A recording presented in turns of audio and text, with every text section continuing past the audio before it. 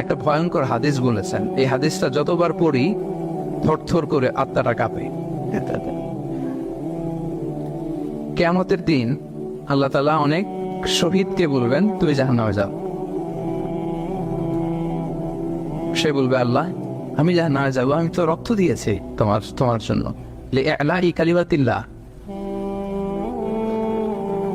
আমার দেহের তাজা রক্ত দিয়ে আমি শহীদ হয়েছি, জানাজা ছাড়া আমার দাফন হয়েছে, আমি তো জান্নাতে যাব। আল্লাহ বলবে না, তুমি শহীদ হয়েছ এই কারণে যে লোকজন তোমাকে বীর বলবে, বীর বাহাদুর। তো দুনিয়াতে তো তোমার বাহাদুর বলছে, তো তোমারে বিশাল যোদ্ধা ছিল, বাহাদুর ছিল, খেতাব তো তুমি পেয়েছো, আমার কাছে কিচ্ছু নেই, জাহান্নামে যাও, go to the hell fire. অনেক দানশীলকে আল্লাহ বলবে জাহান্নামে যাও। সে বলবে আল্লাহ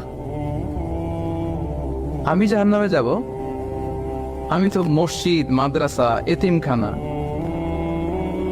বৃদ্ধাশ্রম এমন কিছু নাই যে বাকি রাখছি, শত শত মসজিদ আমি করেছি, আমি কেন জাহান্নামে যাব? আল্লাহ বলবে না, তুমি দান করেছিলে এই জন্য যে লোকজন তোমার দানশীল বলবে, দানবীর বলবে, আদেম তাই বলবে।